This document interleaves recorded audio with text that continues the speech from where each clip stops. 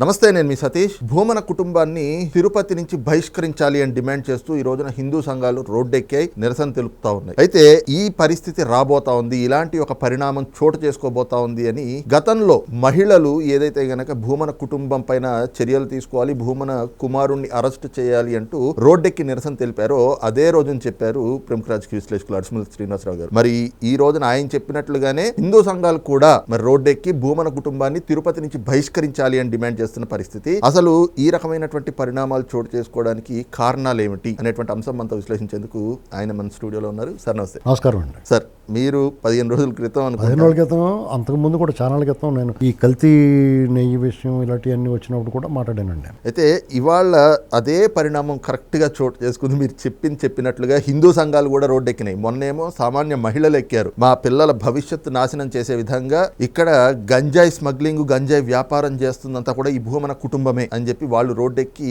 వాళ్ళని అరెస్టులు చేయాలన్నారు. కానీ ఈ రోజున అసలు తిరుపతి నుంచి బహిష్కరించాలని డిమాండ్ చేస్తున్నారు. ఎలా చూడాలి సార్? ఇప్పుడు నేను ఎంతకాలాగా ఆ మాట అనాల్సి వచ్చిందంటే అండి, భూమన కరుణాకర్ రెడ్డి 2 సార్లు టీడీటీ చైర్మన్ చేశాడు. రాజశేఖర రెడ్డి గారి హయాంలో ఒకసారి, జగన్మోహన్ రెడ్డి గారి హయాంలో లాస్ట్లో అతను చేశాడు. చేసినప్పుడు గతంలోనే వాళ్ళ మీద ఆరోపణలు వచ్చినాయి. చాలా తీవ్ర స్థాయిలో రాలేదు, కానీ ఆరోపణలు, అనుమానాలు బలపడ్డాయి. ఎలాగంటే స్వామివారి నగలో వీళ్ళు మాయం చేశారనేటువంటిది ఒక అనుమానం. అంటే స్వామివారి ఆలయ ప్రతిష్ట కారణంగా దీన్ని ఎక్కువ ప్రచారం చేయలేదు, ప్రచారంలోకి రాలేదు. అంటే శివలింగం మీద తేలిలా తప్పించుకున్నాడు. తర్వాత మళ్ళీ జగన్మోహన్ రెడ్డి గారి హయాంలో వచ్చాడు. ఇతను చైర్మన్ కాకపోయినా చెవిరెడ్డి భాస్కర్ రెడ్డి, భూమన కరుణాకర్ రెడ్డి, సుబ్బారెడ్డి గారు చైర్మన్గా ఉన్నారు. సుబ్బారెడ్డి గారు ఇద్దరి మీద కొంచెం బెటర్.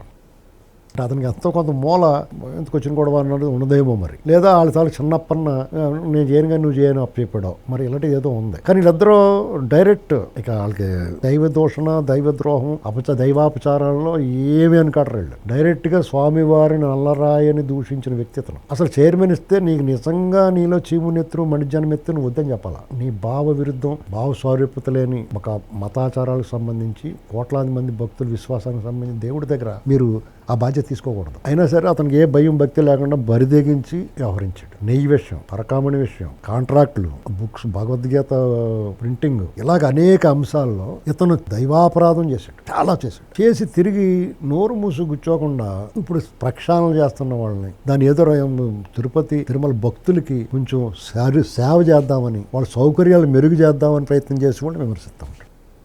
తొక్కిసలాటకి పురమాయించాడు. అతనే చెప్పాడు 2000 మంది నా మనుషులు ఉన్నారు. ఇవాళ ఆ పద్మావతి హాస్టల్ ఉంది, మెడికోలు, వీళ్ళ తాలూకు మనుషులు ఉండటం వల్ల ప్రభుత్వము, టీడీటీ పాలక మండలి, ఎగ్జిక్యూటివ్ అధికారులు ఎంత చేసినా ఆ మెడికల్ కాలేజీ హాస్టల్లో ఏసీ రూమ్ ఎందుకు ఇస్తారని డబ్బులు తీసుకునే కదా ఇస్తారు. హాస్టల్లో ఏసీలు కట్టేస్తారు. అంటే పొరపాటు ఉంటుంది. కొంతమంది పిల్లలు ఏసీలు ఆఫ్ చేయకుండా వెళ్ళిపోతారు. వాళ్ళని మందలించండి, కంట్రోల్లో పెట్టండి. కానీ పద్ధతిగా ఉండి వాళ్ళు కూడా ఏసీలు రాకుండా మొత్తం బంద్ చేస్తే వాళ్ళు మీకు డబ్బు కట్టి ఎందుకు? ఇలాంటి కొన్ని కింద స్థాయిలో చాలా దారుణంగా డామేజ్ చేస్తుందండి ప్రభుత్వాన్ని, టీడీటీ దేవస్థానం పాలక మండలిని, వీళ్ళందరినీ కూడా. వీళ్ళ మనుషులు ఉండటం వల్ల చేసి నిర్ణయాలు తీసుకుని దాని కారణం ఏం చెప్తారు? వీళ్ళు సరిగ్గా కట్టట్లేదండి, అందుకని మేము పనిష్మెంట్ కింద ఆపేమని అని చెప్తారన్నమాట. కానీ వాళ్ళని ఇబ్బంది పెడతా ఉంటారు. అలాగే భక్తుల విషయంలో కూడా, వాళ్ళ సర్వీస్ సేవ చేసే విషయంలో కూడా వీళ్ళ మనుషులుండి చేసి పనులు ఇవన్నీ. దీన్ని ఇతను ఒక ముఠాలాగా ఏర్పరచుకున్న, అక్కడ మాఫియాలా తయారై తిరుపతి నియోజకవర్గం కొండ కింద కూడా వీళ్ళ మాఫియా నడుస్తూ ఉంటుంది. ఏంటి?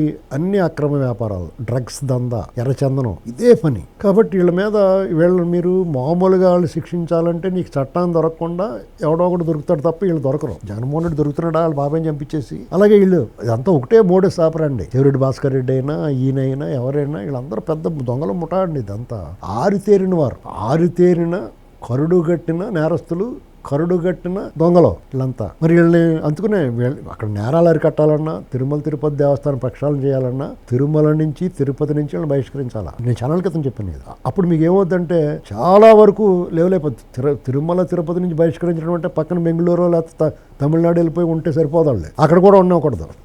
అర్థమైంది మీకు? నార్త్ దోసేయాలి వీళ్ళు అక్కడికన్నా, కాశీ గట్టాను. అక్కడ వీళ్ళ ఆటలు పప్పులేమో ఉడకో, నెత్తిమే కర్రించుకుని టపాలమని కొడతారు పండాలి. అది ఏంటండి? ఎందుకంటే వీళ్ళు అక్కడ ఉన్నారంటే ఆ స్మెల్ ఉందంటేనే ఏదో పెండ చేస్తూ ఉంటారు. ఎందుకంటే వేళ్ళూని పోయి ఉన్నది వీళ్ళ ముఠ. ఆ ముఠ వేళ్ళుతో సహా పెకలించాలంటే చాలా సమయం పడుతుంది. ఈలోగా వీళ్ళని పంపించేసి అప్పుడు వేళ్ళు తీయాలి. ముందు వేళ్ళు తీసి వీళ్ళని తీద్దామంటే తీయటం కష్టం. మొన్న మహిళలు చేశారా, బాబోయ్ మీకు డ్రగ్స్, గంజాయి మేము తట్టుకోలేకపోతున్నామని ఇప్పుడు స్వామీజీలు దిగారు. మొట్టమొదటిసారి సాధారణ సాధారణంగా ప్రభుత్వాల మీద ధర్నాలు చేస్తారు. మొట్టమొదటిసారి ప్రతిపక్షంలో ఉన్న ఒక దుర్మార్గుల మీద, దురాఘాతాలు చేసే వాళ్ళ మీద, యాంటీ సోషల్ ఎలిమెంట్, సంఘ వ్యతిరేక శక్తులు అని అనొచ్చు, వాళ్ళ మీద ధర్నాలు చేస్తున్నారు. ప్రభుత్వం ఎప్పటికైనా సరే కఠినమైన చర్యలు తీసుకోవాలి. వీళ్ళని ఇక్కడి నుంచి బహిష్కరించాలి. దొంగచాటుకు వెళ్ళిపోదాం అనగా వీళ్ళ ఆధార్ కార్డును బ్లాక్ చేయాలి. తిరుమల కొండ మీద కడిగట్టనకూడదు. పాపాత్ములు వీళ్ళు. Right of admission reserved. అన్య మతస్థులు డిక్లరేషన్ తీసుకుని ఎలాగైతే రావాలో అలాగే యాంటీ సోషల్ ఎలిమెంట్స్ ని ఆధార్ కార్డు బ్లాక్ చేయాలి, రానివ్వకూడదు. ఇది చేస్తే అప్పటికప్పుడు సగం ప్రక్షాళన అయిపోద్ది. వీళ్ళ టీం ఎవరెవరు ఉన్నారో తెలుసుకోవడం కష్టం కాదు. ఇంకోటి చెప్తాడు, వీళ్ళ టీం ఎవరంటే టాపాను ఆడండి, ఆడు అన్నప్పుడు ఎలా చేసాడండి, ఆడు బొమ్మంతా ఇంకోళ్ళు చెప్తారు. వాళ్ళ పేరు బయట పెట్టకుండా టికెట్ అంతా ఉండాలి. మొన్నే మనం చూసాం సందీప్ రెడ్డి అని చెప్పేసి టీటీడీ అతను ఇంకా కూర్చున్నాడు. అతను పక్క తప్పించారు విధుల నుంచి, కానీ ఆ కుర్చీ వేసి కూర్చున్నాడు కదా, అక్కడ జీతం లాగేస్తున్నాడు కదా ప్రభుత్వం ఉంది. అతన్ని తీయటానికి వీల్లేదే విధంగా ఫిక్స్ చేశారు. ఇప్పుడు విజిలెన్స్ రిపోర్ట్ వచ్చింది కాబట్టి ఆ వంకెటన్నా లేపాలి. మరి ఎందుకు ఆలోచిస్తున్నారో చూడాలి. ఎందుకంటే వీళ్ళందరూ వేళ్ళూనిపోయి ఉన్నారు. అలా పెరగటం చాలా కష్టం అండి, కానీ ఆ ప్రయత్నం అయితే చేయాలి.